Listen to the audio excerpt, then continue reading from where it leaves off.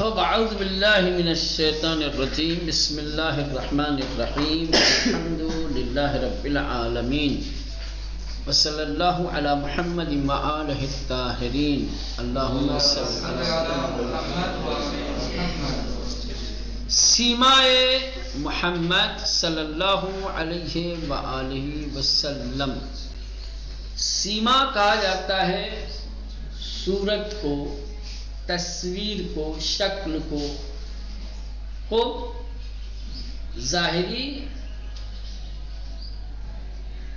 جسم و صورت کو کہا جاتا ہے سیما۔ سمجھ رہے ہیں؟ سیما محمد یعنی پیغمبر اسلام کی تصویر ہو، پیغمبر اسلام کی تصویر، آپ کی صورت، ٹھیک، سیما۔ اسی لیے فارسی زبان میں ٹی وی اسٹیشن کو کہتے ہیں صدا و سیما۔ کیا کہتے ہیں؟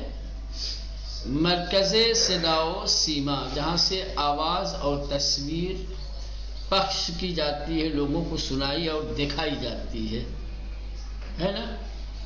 تصویر دکھانے اور آواز سنانے کا مرکز، سینٹر ہے نا، کہیں گے صدا و سیما۔ ٹی وی اور ریڈیو اسٹیشن کو رادیو، مرکز رادیو، صدا یعنی آواز، سیما یعنی جہاں سے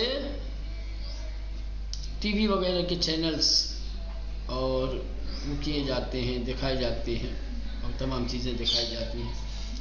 سیما یعنی تصویر، صورت، ٹھیک۔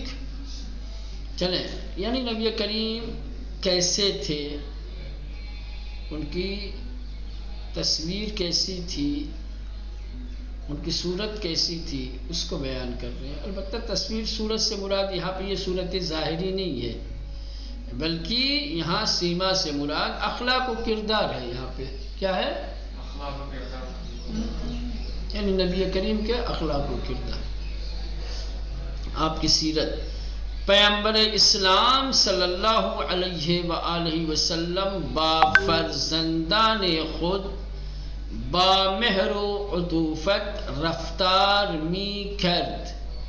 خوب نبی کریم با فرزندان خود، اپنے بچوں کے ساتھ، با مہر و عطوفت، محبت اور نرمی کے ساتھ، رفتار می کرد پیش آتے تھے۔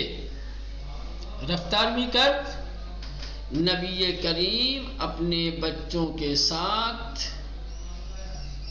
نرمی اور مہر و محبت کے ساتھ پیش آتے تھے۔ ومی فرمود، اور فرماتے تھے، فرزندان ما پارے جگر ما ہستند، میرے بچے میرے جگر کا ٹکڑا ہے۔ فرزندان ما، ہمارے بچے، پارے یعنی جز، حصہ، پارے جگر ما ہستن، ہمارے جگر کا ٹکڑا ہے، ہمارے جگر کا حصہ ہے۔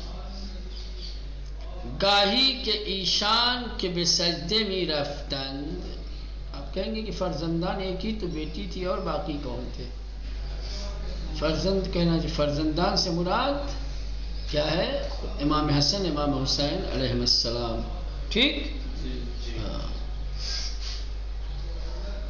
گاہی کے ایشان، کبھی کبھی جب وہ، ایشان یعنی آپ، گاہی کبھی کبھی کہ ایشان کی جب آپ بے سجدے میں رفتند، سجدے میں چلے جاتے تھے، کبھی کبھی آپ جب سجدے میں ہوتے تھے، حسن و حسین علیہ السلام بر گردن و پشتش می نشستند، تو حسن و حسین آپ کی گردن اور آپ کی پشت پر بیٹھ جاتے تھے، گردن پہ کبھی پشت پہ۔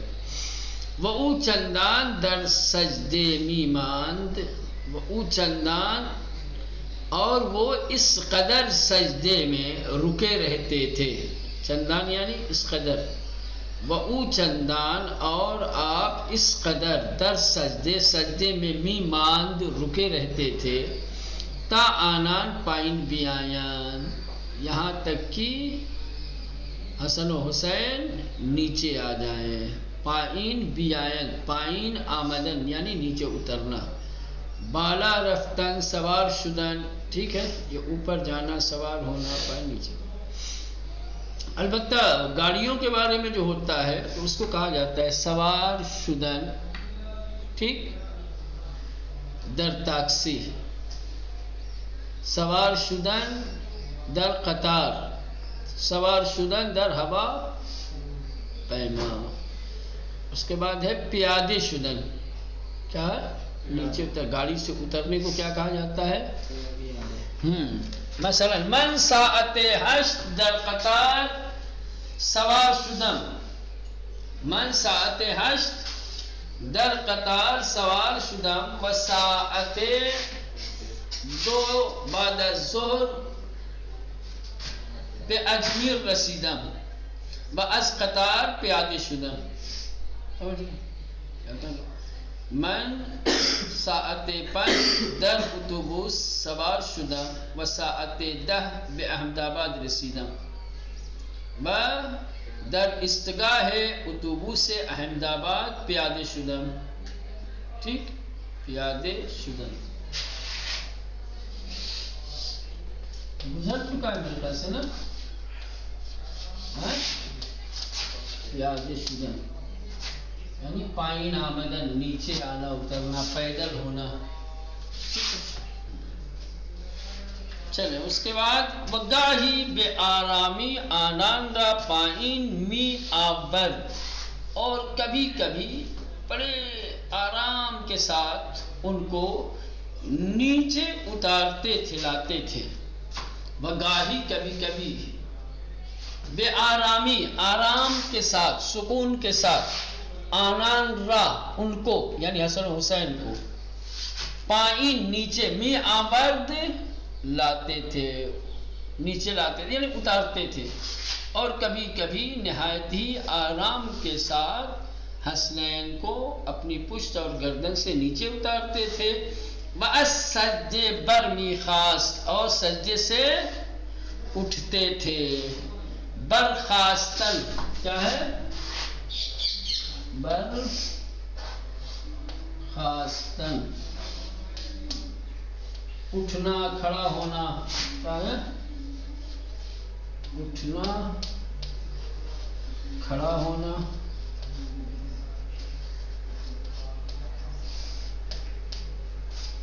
ٹھیک، اٹھنا کھڑا ہونا، برخاستن.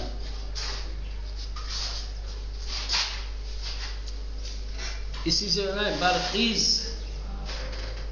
برخیز کی وقت سحر اس وقت نماز.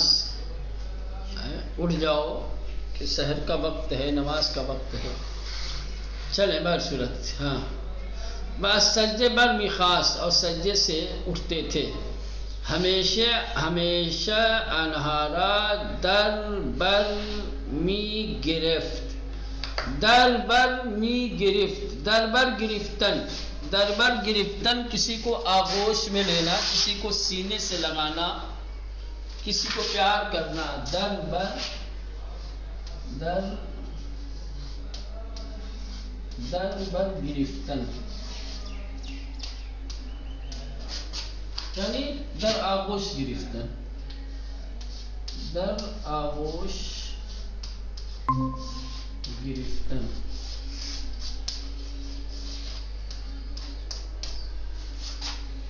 با کسی نوازش کردن،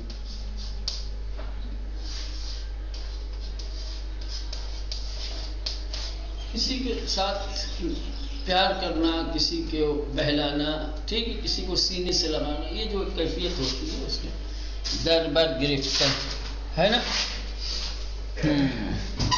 چلے. ہمیشہ آنہارا، ہمیشہ ان لوگوں کو در بر می گرفت، ہمیشہ انہیں اپنی آغوش میں لیتے تھے، ان سے پیار کرتے تھے.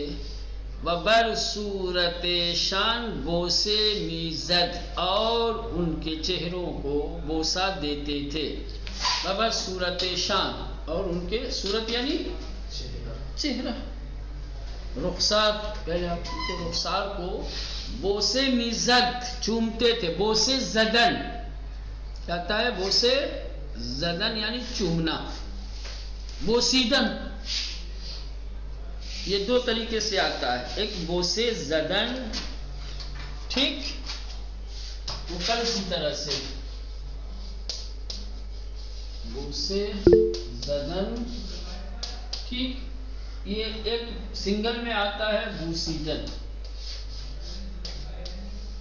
بوسے میزد یعنی می بوسید، ٹھیک۔ پیامبر اعظم با خدمت کارانش نیز مہربان بود، کہہ رہے ہیں کہ پیغمبر اعظم اپنے خادموں اور اپنے نوکروں کے ساتھ بھی مہربان تھے۔ ایسا نہیں کہ صرف اپنے بچوں سے پیار کرتے تھے، ان کے ساتھ مہربانی دکھاتے تھے۔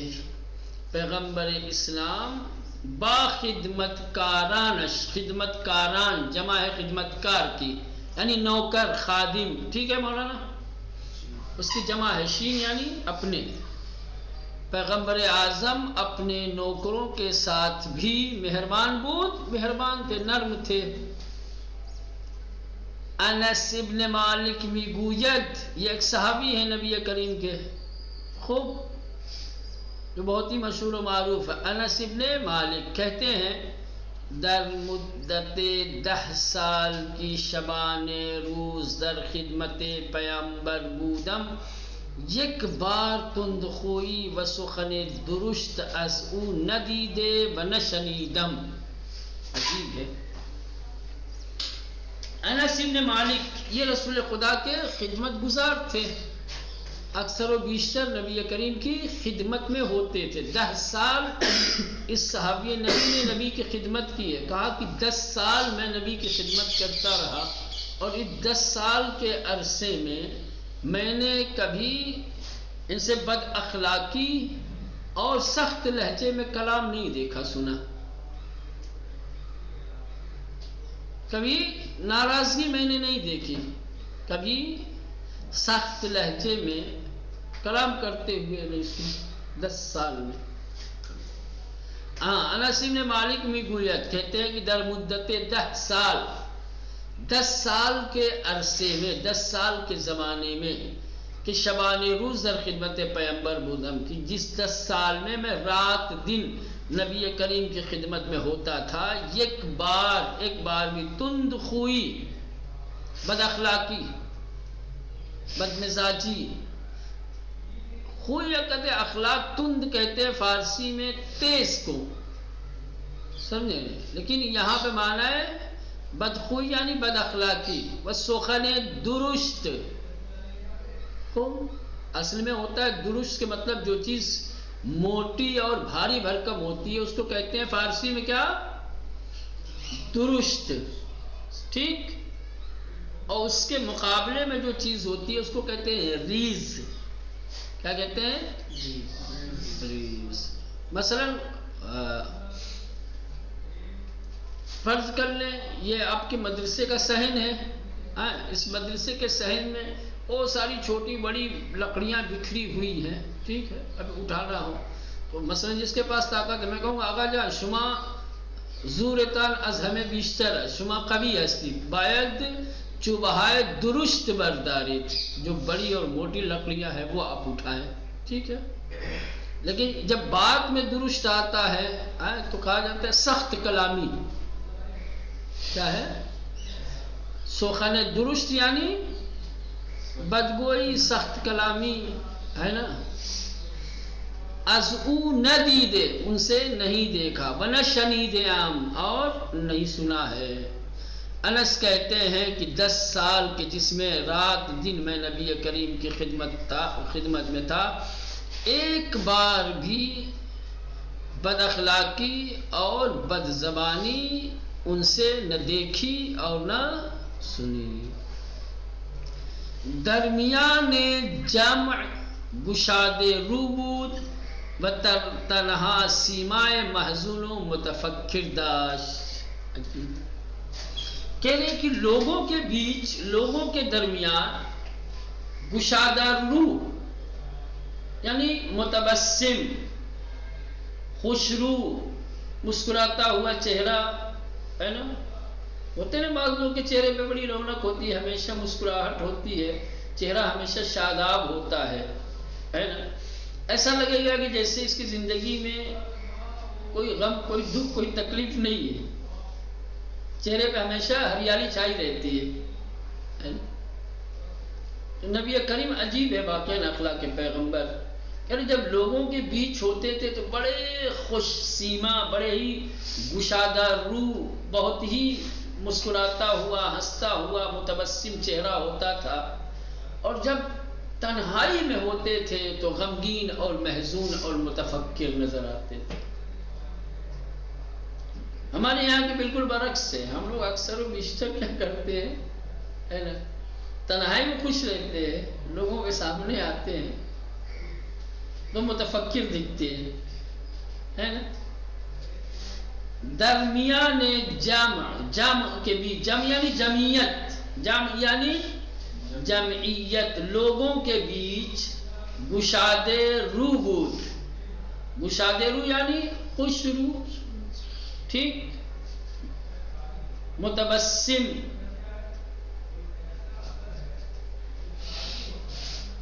خوب متبسم تھے، مسکراتا ہوا چہرہ ہوتا تھا آپ کا، ودر تنہائی، اور اکیلے میں، تنہائی میں، سیمائے محزون،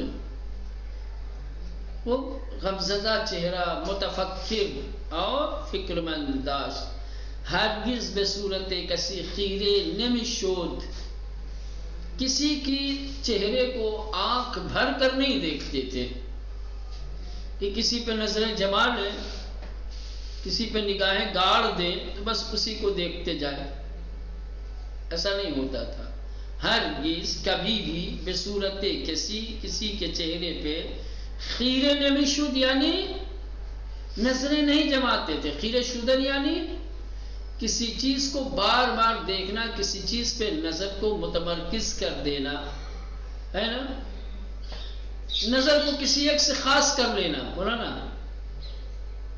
نگاہ کو کسی ایک فرد پہ خاص کر لینا کہ آدمی صرف اسی کو دیکھے، ہے نا؟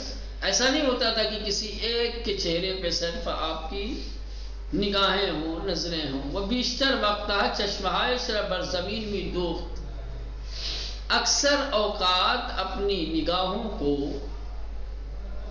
زمین سے گڑائے رکھتے تھے، زمین سے ملائے رکھتے تھے، زمین پر ہوتی تھی،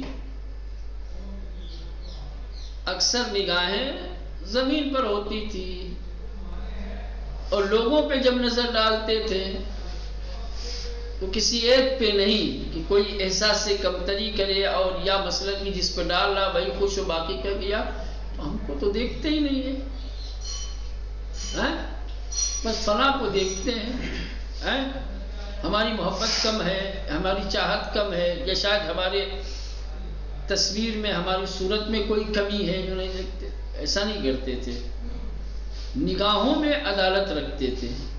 مجمع میں جب آپ موجود ہوتے تھے تو اپنی نگاہوں کو عادلانہ تقسیم کرتے تھے، ہر شخص کو کیا ہے برابر کی نظر سے دیکھتے تھے، کسی ایک پر اپنی نظر کو متمرکز نہیں کرتے تھے کہ کسی ایک پہ جا کے آپ کی نظر ٹھہر جائے اور پھر اسی پہ جمی رہے۔ خوب بیشتر وقت اکثر اوقات چشمہ اشرا، اپنی آنکھوں کو بر زمین می دوختن کا مطلب ہوتا ہے سلنا، لیکن یہ کنایا ہے، نگاہ کو زمین پہ سلنا یعنی نگاہ کو زمین پر سے مخصوص کر دینا، ہے نا؟ نظر کو زمین پہ ٹکائے رکھنا۔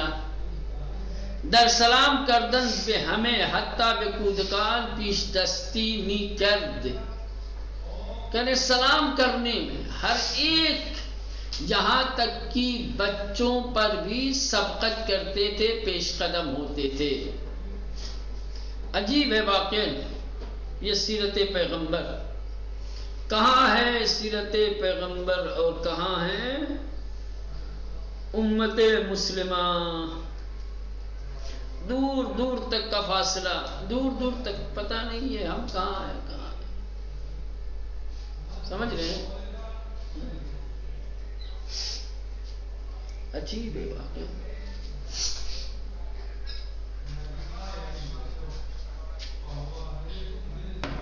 در سلام کردن، سلام کرنے میں بے ہمیں ہر شخص سے حتیٰ بے کودکان، یہاں تک کہ بچوں سے بھی پیش دستی می کر دے، یعنی پیش قدمی می کر دے، تقدم می کرد، سبقت می گرفت، پہل کرتے تھے ہر ایک کو سلام کرنے میں، حتیٰ بچوں کو سلام کرنے میں آپ پہل کرتے تھے.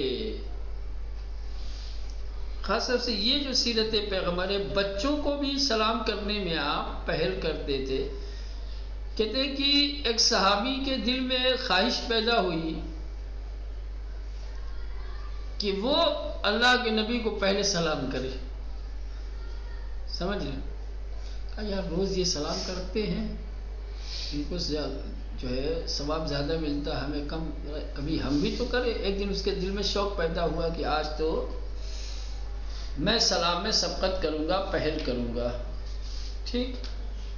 اب نبی کریم کی جو مسیر تھی، جو آپ کا راستہ تھا جہاں سے گزرتے تھے آپ، وہ اس راستے میں آ کر کے ایک دیوار کے پیچھے چھپ گیا کہ جیسے ہی پیغمبر آئیں گے یہاں دیوار کے قریب اچانک نکل کے آؤں گا اور آ کر کے میں سلام.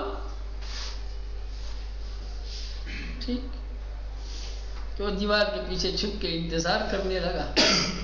نبی کریم جب اس دیوار کے قریب پہنچے تو کھڑے ہو کر کے قبل اس کے کہ وہ باہر نکلتا، خود ہی نبی نے سلام کیا کہ دیوار کے پیچھے چھپے ہوئے شخص، دیوار کے پیچھے چھپنے والے، تجھ پر میرا سلام ہو، باہر آ جائے. چلے بہر صورت ان سب چیزوں کو تفصیل کے ساتھ پڑھنے کی ضرورت ہے، اور پڑھنے سے زیادہ عمل کی ضرورت ہے. اگر 10 داستانیں سمجھ لیں، یہ اتنا ایک جملہ کافی ہے کہ نہیں؟ 10 حدیث ہم سلام پیغمبر کے بارے میں جان لیں، عمل نہیں ہے تو کیا فائدہ؟ یہ ایک جملہ ہم نے سن لیا کہ ہر ایک پہ سبقت کرتے تھے، یہ خصلت اگر میرے اندر پیدا ہو گئی تو یہ ایک جملہ مجھے بدلنے کے لیے کافی نہیں.